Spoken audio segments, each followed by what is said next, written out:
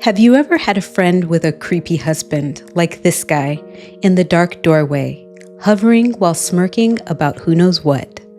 Unlike your friend's creepy husband, the creepiness in this painting represented at one time a quote-unquote positive step forward for Brazilian society. If one painting could represent the racial hierarchy in Latin America, it would be Modesto Broco's Ham's Redemption, a painting that plays on ideas of light and darkness, social hierarchy, civilization, and proximity to the divine. I've been fascinated for years by this piece because of my family's history. The side of my family from British Guyana, I've heard stories about my great-great-grandmother, a mixed-race Black and Indian woman who married a Welsh plantation overseer, which seems like a crazy thing to me, like the equivalent of marrying someone who's a white nationalist. So I asked myself, why would she have done this? And learning about Ham's Redemption helped me find my answers. To understand Ham's Redemption by Modesto Brocos, you need to know what was happening in Brazil in 1890 when the painting was created. Brazil had just abolished slavery 2 years earlier with the signing of the Golden Law on May 13, 1888, making it the last country in the Western Hemisphere to do so. There were laws leading up to this that freed slaves partially, yet this was the end of all race-based slavery in Brazil. And like many nations, Brazil grappled with what to do with their newly freed population. The ruling elites were concerned about Brazil's global image and began looking for ways to modernize and civilize the country. Enter eugenics and scientific racism. These ideas were gaining traction worldwide in the late 19th century, arguing that human populations could be improved through selective mixing. Prior to this, ideas of race were mainly based on religion and religious beliefs.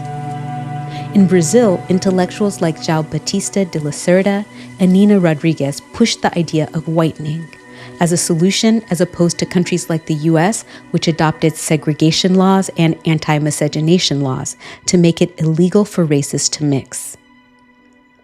What set Brazil apart from other nations in the Americas is the way whitening, which is another word for miscegenation, was embraced as a state goal alongside policies to encourage massive European immigration, mainly from European men.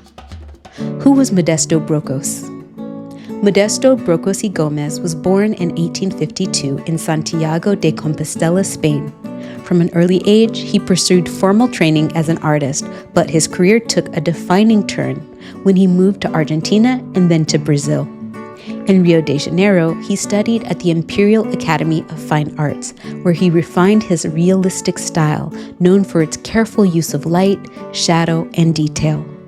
He later became a professor at the National School of Fine Arts, mentoring young Brazilian artists.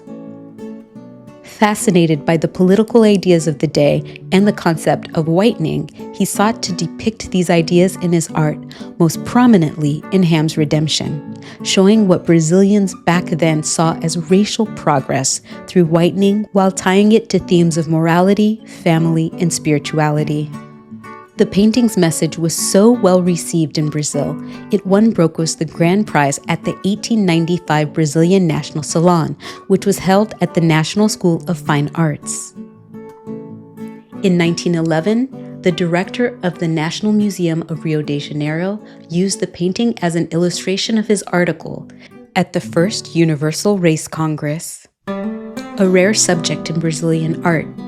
At the time, depictions of Black people, especially Black women, were rare in Brazilian paintings. Artists like José Ferraz de Almeida Jr. and Antonio Rafael Pinto Bandeira occasionally portrayed Black or mixed-race women, but these works tended to depict scenes of labor, folklore, or supporting roles.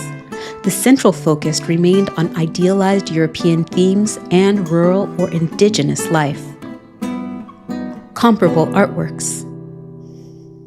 At the time, depictions of Black women in European art were rare, and when they did appear, like in Delacroix's Women of Algiers in the Apartment, or in Manet's Olympia, the Black women were portrayed as undesirable and used to juxtapose the ugliness Europeans saw in Blackness against the beauty of Algerian women in the case of Delacroix and European women in the case of Olympia.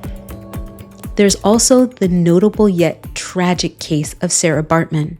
Baartman, or the Hottentot Venus as she was often called, was an enslaved South African woman paraded around England and France in the early 1800s as part of the Human Curiosities, which is more or less a sideshow, because of her exceedingly large derriere, which was possibly caused by a medical condition.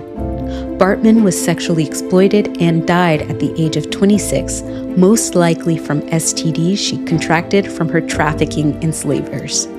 After her death, her genitals were on display in France until around 2002, which was 8 years after Nelson Mandela requested her remains be returned to South Africa. This is all evidence of the very explicit messaging that Europeans of that time considered Black women unattractive and subhuman. And this is what made Broca's painting unique. It's that it explicitly engages with race and social commentary in depicting Black and biracial women as respectable and worthy. His decision to place a multiracial family at the center of the canvas was bold even for his time. Breaking down Ham's redemption. The painting itself measures about 207 centimeters by 143 centimeters, which is roughly 81.5 inches by 56.3 inches. It consists of a muted and earthy color palette dominated by browns, beiges, and soft yellows. This creates a grounded, intimate atmosphere. Brocos uses light and shadow carefully to highlight the figures and subtly guide the viewer's gaze from the Black grandmother to the left, fully in the light, to the white father to the right, indoors and fully in the shadows. This use of shadow highlights the emphasis on the male perspective. The man is not the center of the image. The choice to focus on Black and biracial women paired with a white man instead of the opposite pairing shows how the male gaze was centered to the visual argument presented in this painting. The composition is simple, yet loaded with symbolism. It shows 3 generations of a family. The grandmother, depicted as a darker-skinned Black woman, sits to the side with her hands raised in what looks like gratitude or prayer. The mother, a lighter-skinned mixed-race woman, sits centrally, holding her fair-skinned baby. Her hands form a triangle shape, symbolizing stability and alluding to religious undertones, like the Holy Trinity. Blue is a color associated with the Virgin Mary in art, so the blue shawl could mean the mother is symbolic of the Virgin Mary making the baby symbolic of Jesus. The baby is dressed in white, holding an orange in the center of the painting. The baby is cradled by the mother, positioned prominently in the foreground. And this emphasizes the child as the focal point of the painting's narrative of racial and generational change. The intimate connection with the mother reflects nurturing and continuation of life, but also underscores the mother's role in the process of transformation. The baby wearing white further associates it with purity and innocence. The father, a European-looking man, is indoors, subtly positioned behind the woman, symbolizing the source of the whitening process and patriarchal authority. The title itself, Ham's Redemption, directly references the biblical story of Ham in Genesis. Ham, one of Noah's sons, fails to show respect when he sees his father's drunken nakedness. As punishment, Noah curses Ham's son, saying his descendants will serve those of his brothers. Over the centuries, this story has been twisted into racist interpretations that justified the enslavement of Black Africans, claiming they were the cursed descendants of Ham. Brocos flips this narrative. Instead of showing Ham's descendants as cursed, the painting suggests that redemption through whitening, the fair-skinned baby, symbolizes the improvement of future generations, aligning with eugenic ideals of racial mixing as a path to progress. Religious symbols and allegory. Brocos uses Christian iconography to elevate the subject matter. The family arrangement mirrors the Holy Family, with the mother resembling the Virgin Mary and the grandmother evoking images of saints or the Black Madonna, a revered figure in Catholicism associated with protection and fertility. This religious framing gives the whitening process a moral and spiritual dimension, presenting it as part of a divine plan. Other symbols reinforce these ideas. Look at the hands of each of the figures. In Renaissance art, Jesus and Mary often have pointed fingers because it's a symbolic gesture signifying a direction or focus. This pointed gesture is deeply rooted in Christian iconography and is meant to guide the viewer's focus towards the divine message. Here, the baby pointing towards the mother pointing towards the grandmother, and the grandmother pointing towards God. Brockus uses the pointed hands to build the visual argument that whitening will lead to redemption for the descendants of Ham. The orange in the baby's hand symbolizes fertility, prosperity, and moral goodness, as fruit often does in religious art. Oranges were introduced to Europe by the Moors during the Arab agricultural revolution between the 18th and 13th century, yet they didn't become as popular throughout Europe until the 15th or 16th century. This is why oranges are an addition to this painting that might symbolize a new interpretation of the Christian Holy Family. The new addition of oranges to the painting of the Holy Family further emphasizing Brockus's idea that the moral goodness of intermarriage and fertility could save Brazil's population. The palm tree, frequently associated with Brazil, evokes ideas of national identity and abundance. But in Christianity, it also evokes victory and eternal life, even possibly the victory over the intergenerational condemnation of biblical scale. The modest clothing of the women, aligned with European fashion, emphasizes cultural assimilation and the rejection of African heritage. Unlike other depictions of Black women in European society and art at the time, while other artists depicted Black women as undesirable or grotesque, by incorporating religious symbolism and depicting the women as respectably clothed, Brockus elevates the subject matter, framing the process of racial mixing within a moral and spiritual context. The father's role and setting. The father's placement indoors is deliberate. The father sitting on a chair in a room with a floor ties him to ideas of European civilization, modernity, and stability, in contrast to the dirt ground on which the women are set outdoors. His role is both passive and pivotal. He's the figure who initiates the whitening process, yet he remains slightly removed from the nurturing scene. This spatial arrangement subtly reinforces the patriarchal and racial ideologies at play. The bigger picture. Brockus's painting wasn't just about one family.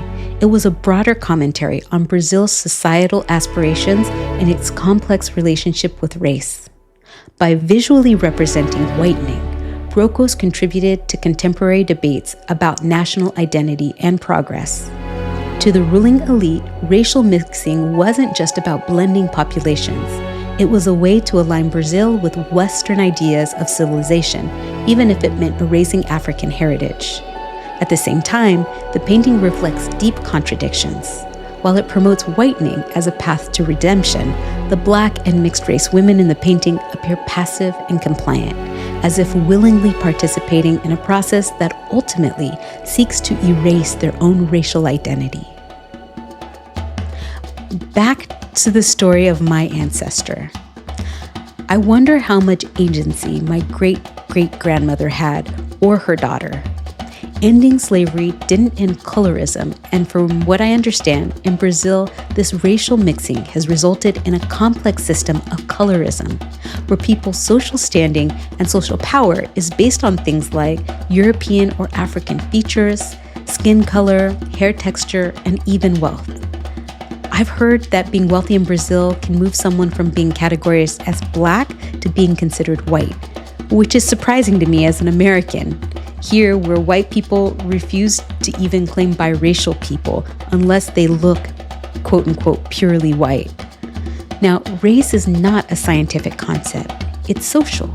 But I wonder if Brokos could have imagined the derivations of colorism and racism that were spawned by the policy of whitening. Malcolm X used to say that racism is like a Cadillac because they make a new model every year. And look at me. None of you are watching this video thinking that I'm white, unless you're Brazilian and you think I'm wealthy enough to buy into whiteness, maybe? I don't know. Maybe that's a video for another day. I hope you've enjoyed this art analysis video. It's one of the first art analysis videos that I've made. Actually, let me take that back. It is the absolute first art analysis video that I've made. And I've been thinking about making this video for about a year and a half because I just find the painting so fascinating. We're a growing channel, and the best way to support us is to like this video and subscribe so you can stay up to date on the latest from Maro Language Lounge.